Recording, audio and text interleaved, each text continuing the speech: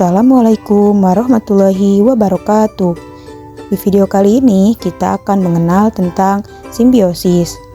Coba teman-teman kita bayangkan sejenak, bagaimana kalau di dunia ini setiap makhluk hidup hanya hidup untuk dirinya sendiri, tidak ada yang saling membantu dan tidak ada yang saling melindungi. Mungkin bunga tidak akan bisa berkembang biak tanpa bantuan lebah, dan hewan-hewan tertentu bisa kesulitan bertahan hidup tanpa dukungan dari makhluk lain. Inilah mengapa simbiosis memegang peran yang sangat penting dalam kehidupan di bumi. Yuk teman-teman, kita mengenal lebih dalam lagi tentang simbiosis. Simbiosis adalah hubungan erat antara dua makhluk hidup yang saling berinteraksi. Interaksi ini dapat saling menguntungkan, merugikan, ataupun netral. Berikut jenis-jenis simbiosis. Yang pertama, ada simbiosis parasitisme. Yang kedua, ada simbiosis mutualisme. Dan yang ketiga, ada simbiosis komensalisme. Nah, yang pertama, ada simbiosis parasitisme. Simbiosis ini di mana satu pihak ada yang diuntungkan dan ada yang dirugikan. Contohnya, cacing pita yang terdapat di dalam perut sapi. Cacing pita ini akan mendapat makanan dan tempat tinggalnya, tapi sapi akan menjadi sakit. Contoh yang kedua, kutu yang ada di dalam tubuh anjing. Kutu akan mendapat makanan dan tempat tinggal, tapi anjing akan menjadi gatal. Nah, ini contoh simbiosis parasitisme yang telah ditemukan. Contohnya, ada belatung yang ada di dalam cabai. Belatung ini masuk ke dalam parasit yang mendapatkan keuntungan dengan memakan isi cabai. Sementara cabai ini inang, dirugikan karena menjadi rusak dan tidak bisa dikonsumsi lagi.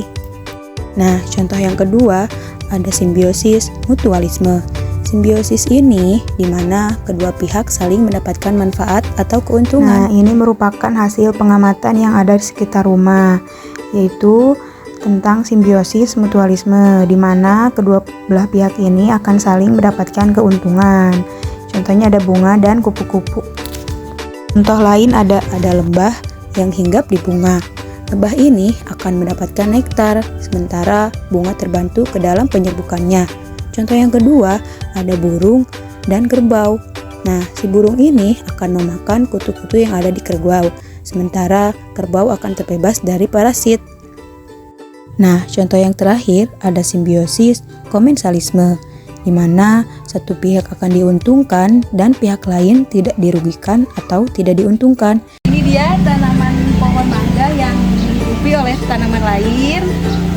Dia contoh dari simbiosis komensalisme.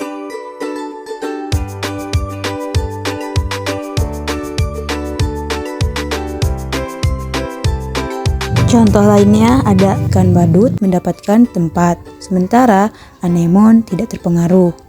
Contoh yang kedua ada ikan remora dan hiu. Ikan remora ini akan mendapatkan sisa makanan dari hiu, sementara hiu tidak akan terpengaruh.